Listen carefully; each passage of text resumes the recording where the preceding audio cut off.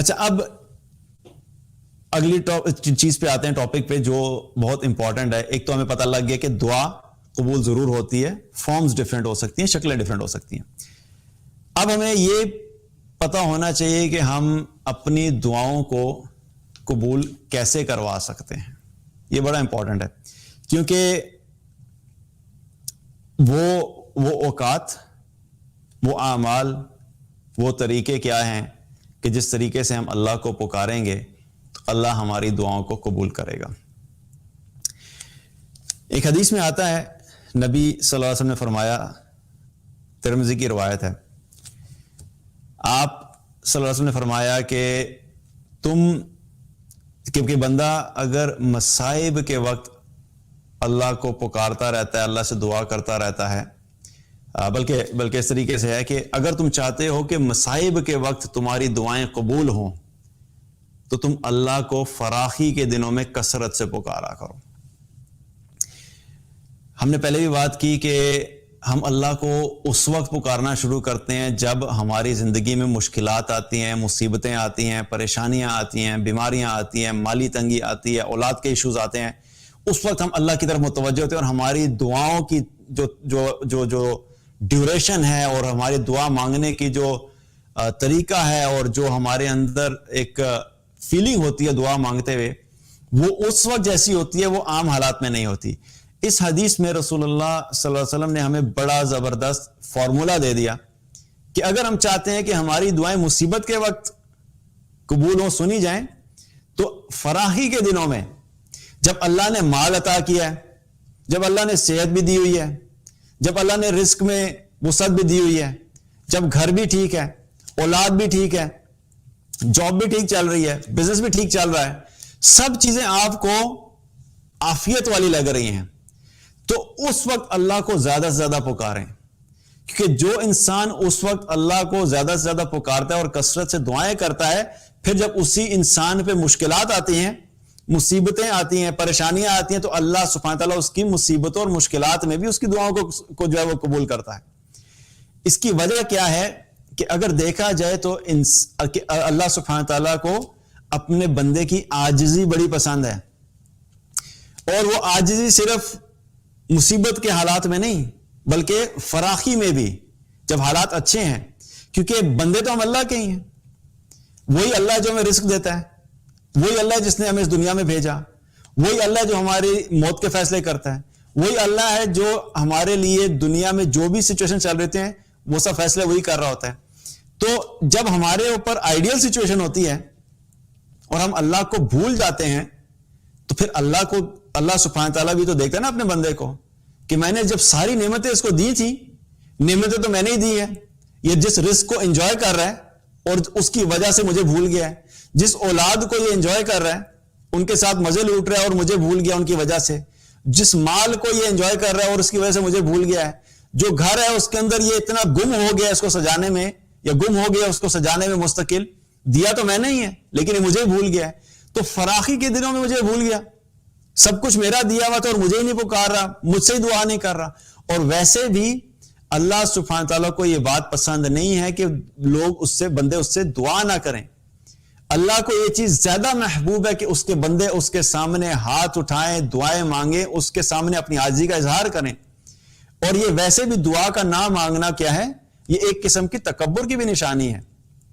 کہ ہم زبان سے تو نہیں کہتے لیکن ہمارا عمل اس چیز کی جو ہے وہ تصدیق کر رہا ہوتا ہے، ریفلیکٹ کر رہا ہوتا ہے کہ ٹھیک ہے، ہمیں کسی کی ضرورت نہیں ہے، بھائی میری گاڑی بھی ہے، میرا گھر بھی ٹھیک چل رہا ہے، میں مزے کی زندگی گزار رہا ہوں، مجھے کسی کی ضرورت نہیں ہے. تو انسان کے اندر ایک فیلنگ ہوتی ہے کہ نہیں، بس سب چیزیں میرے کنٹرول میں ہیں، میں بالکل ٹھیک ہوں. اور جو ہی چیزیں آؤٹ آف کنٹرول ہوتے ہیں تو پھر ہمیں اللہ یاد آ جاتا ہے. اس لیے کیا ہے، اس حدیث سے کیا پتہ لگتا ہے کہ اللہ سبحانہ تعالیٰ کو فراخی کے دنوں میں کثرت سے پکارنا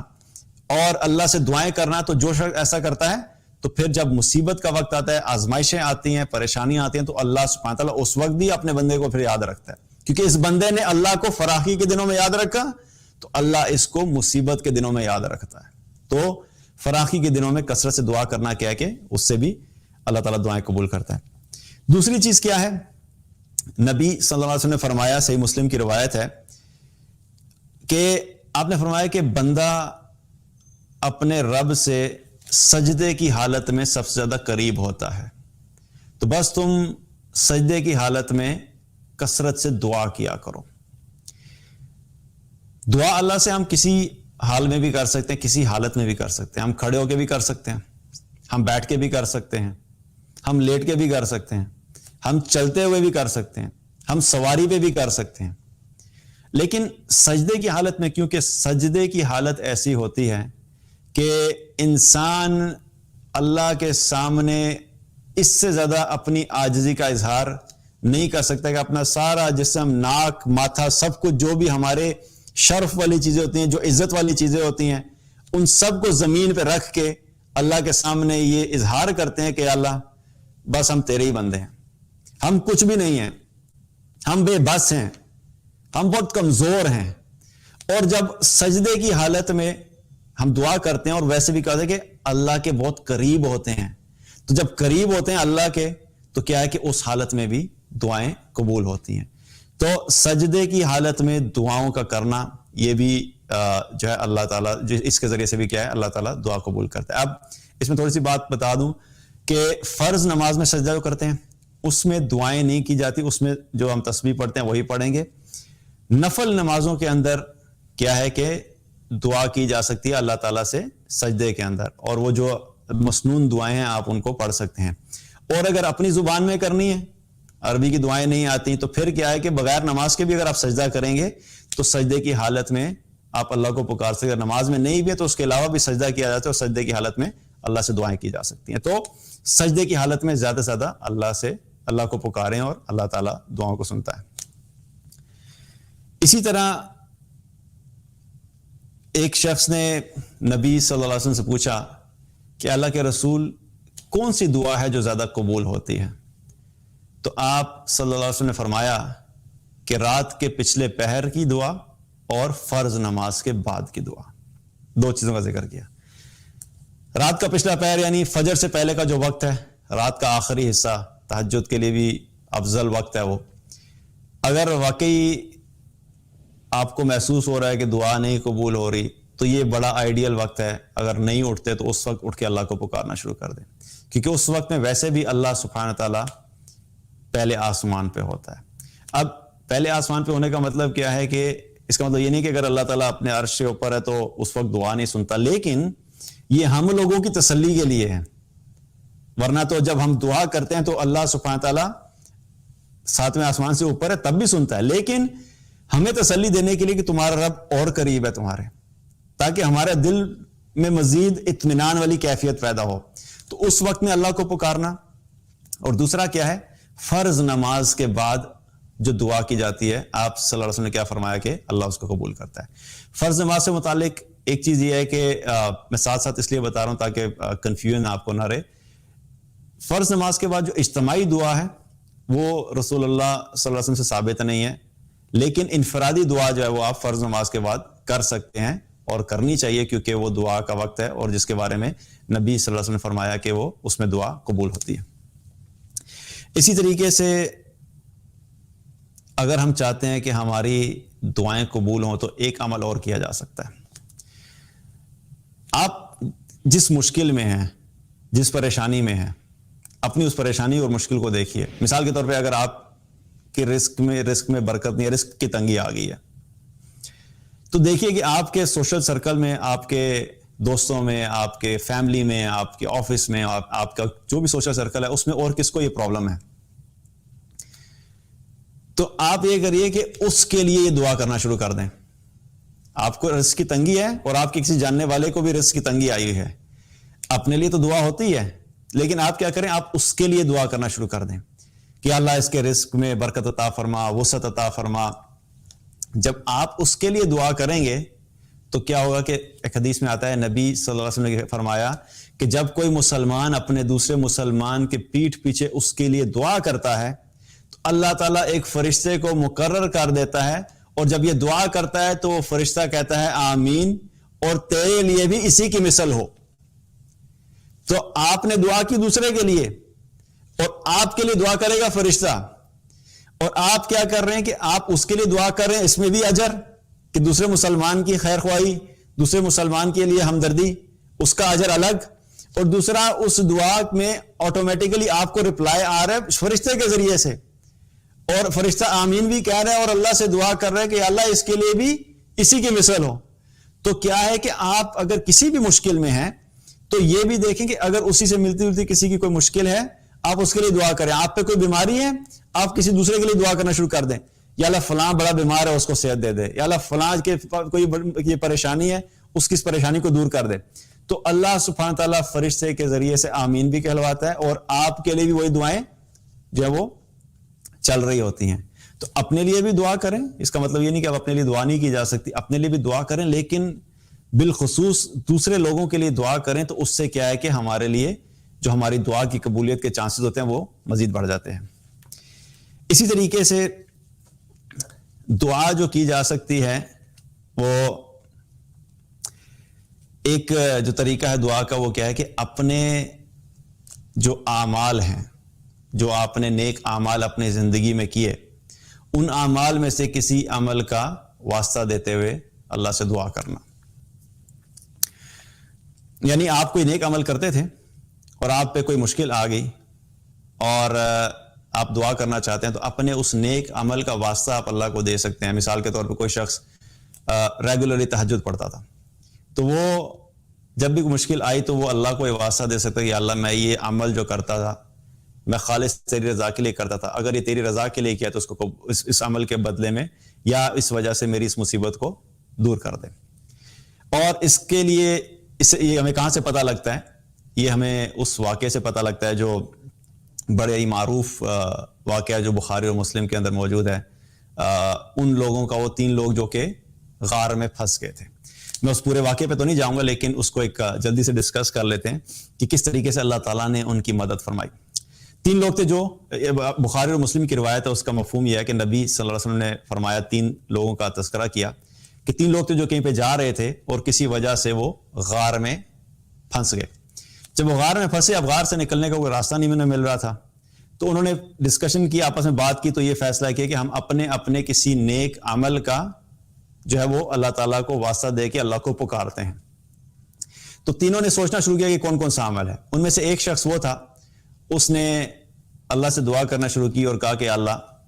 میں جب بھی واپس جاتا تھا, میرے والدین جو بوڑھے تھے, میں جب واپس جاتا تھا تو پہلے میں ان کو دودھ پلاتا تھا, اس کے بعد میں اپنے بچوں کو اور اپنے گھر والوں کو دودھ دیتا تھا.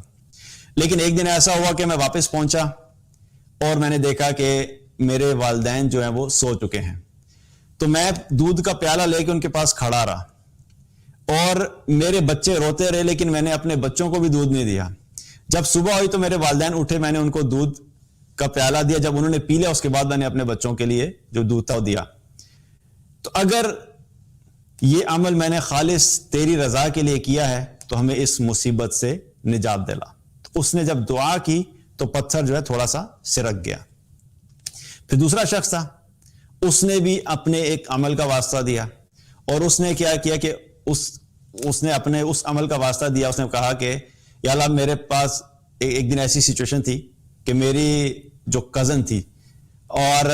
میں اس پہ پوری قدرت رکھتا تھا اور میں نے اس کے ساتھ گناہ کا ارادہ کیا, اور جب میں نے گناہ کا ارادہ کیا اور بالکل میں گناہ کرنے لگا تھا, اپنی خواہش پوری کرنے لگا تھا, مجھے تیرا خیال آ گیا اور میں نے تیرے خیال کی وجہ سے اس گناہ کو چھوڑ دیا. یا اللہ اگر میں نے وہ عمل تیری رضا کے لیے کیا تھا تو ہمیں اس مصیبت سے نجات دلا دے. جب اس نے اپنے اس عمل کا واسطہ دیا پتھر تھوڑا سا اور سرک گیا. پھر تیسرا شخص تھا, تیسرے شخص نے بھی اپنے عمل کا واسطہ دیا. اس نے کہا یا اللہ میں کام کرواتا تھا, تو ایک دن میں نے جب کام کروایا تو سارے مزدوروں کو ان کی مزدوری دے دی, لیکن ایک مزدور ایسا تھا جو بغیر اجرت لیے وہاں سے چلا گیا, اور جب وہ وہاں سے چلا گیا تو میں نے اس کی جو مزدوری تھی اس کو میں نے کاروبار میں لگا دیا, اور جب کاروبار میں لگایا تو اس میں کاروبار میں وہ پیسے بڑھتے رہے, یہاں تک کہ بہت ساری بکریاں, گائے اور اونٹ اکٹھے ہو گئے. اور کچھ عرصے کے بعد جب وہ شخص میرے سے مزدوری لینے آیا تو میں نے اس سے کہا کہ یہ سارے کے ساری جو بکریاں, گائے اور اونٹ ہیں یہ تمہاری مزدوری ہے. تو وہ شخص ہنسنے لگا کہ تم میرے سے مذاق کر رہے ہو. تو میں نے اس کو اس کی مزدوری ساری کی ساری اس طرح لوٹا دی. یا اللہ اگر یہ عمل میں نے تیری رضا کی خاطر کیا تھا تو ہمیں اس مصیبت سے نجات دلا. اور کیا ہوا کہ وہ پتھر بالکل ہی ہٹ گیا اور وہ تینوں وہاں سے نکل گئے. یہ میں نے ایک مفہوم سا بیان کیا. مقصد بتانے کا کیا ہے کہ پہلی بات ہمیں کیا پتہ لگتی ہے اس سے کہ اس سچویشن کے اندر بھی ان تینوں نے بیٹھ کے یہ نہیں کہا کہ میں فلاں بزرگ کو کہتا ہوں یا ان کا واسطہ دیتا ہوں یا ان کے اس سے کرتا ہوں یا ان کو پکارتا ہوں. انہوں نے ڈائریکٹلی سیدھا اللہ کو پکارا, اللہ کو پکارا. اور دوسری چیز میں کیا پتہ لگتی ہے کہ انہوں نے اپنے نیک اعمال کا واسطہ دیا, اور اپنے اعمال کا واسطہ دیا, کسی اور کے اعمال کا نہیں کہ فلاں فلاں بڑا نیک ہے تو بس اس کے عمل کی وجہ سے ہمیں چھڑا دے, اپنے نیک عمل کا. اور تیسری بات پتہ کیا لگتی ہے کہ انہوں نے اپنے اخلاص کا واسطہ دیا کہ اللہ وہ عمل اگر تیری رضا کے لیے کیا تھا, کیونکہ یہ بڑا امپورٹنٹ ہے. اللہ کے ہاں اعمال وہی قبول ہوتے ہیں جو اللہ کے لیے کیے جاتے ہیں. ساری زندگی ہم اعمال کرتے لیکن کرتے رہیں اور وہ کریں لوگوں کو دکھانے کے لیے, لوگوں میں مشہور ہونے کے لیے, اللہ کی رضا کے لیے نہیں کیے. تو آپ سوچئے کہ اگر ہمیں اپنے کسی عمل کا واسطہ دینا پڑے اور پتہ لگے ہمارے پاس کوئی ایسا عمل ہی نہیں کہ جس کا ہم واسطہ دے کے اللہ کو پکار سکتے ہیں. اور یہ ہمارے لیے ایک بہت بڑا سبق بھی اس میں یہ ہے کہ ہم ذرا تھوڑی دیر کے لیے بیٹھ کے سوچیں کہ وہ کون سا ایک ایسا عمل ہے, اگر میری زندگی میں کوئی ایسی سچویشن آئی اور مجھے اللہ کو پکارنا پڑا اور مجھے اس عمل کا واسطہ دینا پڑا, تو کون سا وہ ایسا ایک عمل ہے جس کے بارے میں مجھے خود کانفیڈنس ہے اور میں پورے طریقے سے یقین سے کہہ سکتا ہوں کہ میں نے خالصتاً اللہ کے لیے کیا تھا. تو یہ ہم سب کے لیے ٹیسٹ ہے. کبھی سوچئے گا کہ وہ کون سا ایسا عمل ہے, کیونکہ آپ میرے اعمال کے بارے میں نہیں بتا سکتے, میں آپ کے بارے میں نہیں بتا سکتا, لیکن ہم سب کو اپنے اپنے اعمال کا پتہ ہوتا ہے, اور ہر عمل کا پتہ ہوتا ہے کہ یہ عمل میں نے اس وقت کس کے لیے کیا تھا. تو وہ عمل سوچ کے ضرور رکھیں کہ وہ کون سا ایسا عمل ہے جو خالص اللہ کے لیے کیا. اور یہ میں نے اس سچویشن کے بارے میں میرے ایک استاد بھی ہیں آپ جن سے میں اکثر دین کے بارے میں بھی سیکھتا رہتا ہوں, تو انہوں نے مجھے اپنا واقعہ بھی بتایا کہ انہوں نے بتایا کہ ان کی وائف بہت زیادہ بیمار ہو گئی اور مختلف ڈاکٹرز کو چیک کروایا, لیکن وہ صحت یاب نہیں ہو رہی تھی, حالات بگڑتے چلے گئے. یہاں تک یہ سچویشن آ گئی کہ ڈاکٹرز نے کہا کہ بھئی ہم جو کچھ بھی کر سکتے تھے ان کی ٹریٹمنٹ کے لیے وہ ساری کی ساری ٹریٹمنٹ ہم نے کر لی, لیکن اب ہمارے سمجھ سے باہر ہے کہ ہم کیا کریں. تو ایک قسم کا ڈاکٹرز نے کہا بھئی اب آپ دعا ہی کریں, بس ہمارے بس میں کچھ نہیں ہے. تو انہوں نے کہا کہ میں نے کیا کیا, میں نے پھر اللہ کے سامنے بیٹھ گیا میں, اور میں نے اللہ سے دعائیں مانگنا شروع کی. اور مجھے کہنے لگے کہ میری ایک عادت ہے کہ میں روزانہ فجر کے بعد ایک جز جو ہے وہ میں اس کی تلاوت کرتا تھا, یعنی ایک پارہ جو ہے میں اس کی تلاوت روزانہ کرتا تھا. تو میں نے اللہ کے سامنے دعا کرنا شروع کی اور میں نے اللہ کو اپنے اس عمل کا واسطہ دیا کہ اللہ یہ میں اتنے عرصے سے کر رہا ہوں, اور اگر یہ میں نے تیری رضا کے لیے کیا ہے تو تو میری بیوی کو صحت عطا فرما. تو کہتے ہیں میں نے دعا کرنا شروع کی, تو ایک دن گزرا کہ ان کی طبیعت ٹھیک ہونا شروع ہوگی, اور کچھ ہی وقت میں وہ الحمدللہ بالکل ٹھیک ہو کے نارمل ہوگی. تو بات کیا ہے کہ ہمارے ایک تو اعمال ٹوٹے پھوٹے, اور پھر ہمارے پاس کوئی عمل بھی ایسا نہیں ہمیں سمجھ آتا کہ کون سا اللہ کی رضا کے لیے کیا ہے, اور عمل کر کے ہم لوگوں کے سامنے اتنا تذکرہ کرتے ہیں, اتنا تذکرہ کرتے ہیں کہ جو تھوڑی بہت چانس ہوتا ہے نا اخلاص کا, وہ بھی وہاں پہ ضائع ہو جاتا ہے. تو اپنے اعمال کی حفاظت کرنا یہ بڑا ضروری ہے. ایک تو اخلاص کے ساتھ عمل کرنا, پھر اس کی حفاظت کرنا, اس کی پروٹیکشن کرنا, کیونکہ کئی دفعہ یہ بھی ہوتا ہے کہ عمل جس وقت کیا ہوتا ہے اس وقت اخلاص سے کیا ہوتا ہے, بعد میں آ کے ساری دنیا کے سامنے ڈھنڈورا پیٹ کے کیا کرتے ہیں, ہم اس کو ضائع کر دیتے ہیں. تو اللہ تعالیٰ ہم سب کی حفاظت فرمائے, اخلاص کا اعمال کرنے کی توفیق عطا فرمائے. تو کیا پتہ لگا کہ اپنے ان اعمال کا واسطہ دیتے ہوئے بھی اللہ کو پکارا جا سکتا ہے جو اخلاص سے کیے گئے ہیں.